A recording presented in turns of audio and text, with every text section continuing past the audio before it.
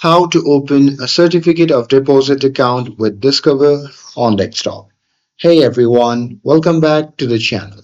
In today's video, I'll show you how to open a Discover CD on desktop. So now, without further ado, let's get started.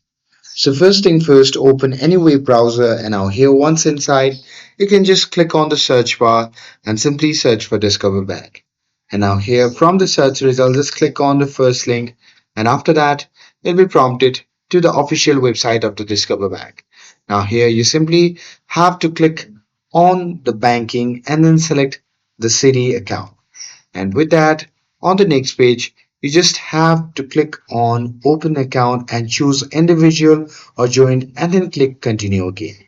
And with that, you need to pick your term like 6, 12 or 24 months and review the APY and early withdrawal penalty.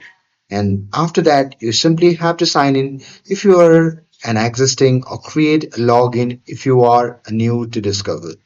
And after that, you just have to enter personal details and set your opening deposit amount. But remember, series is always required for a fixed deposit.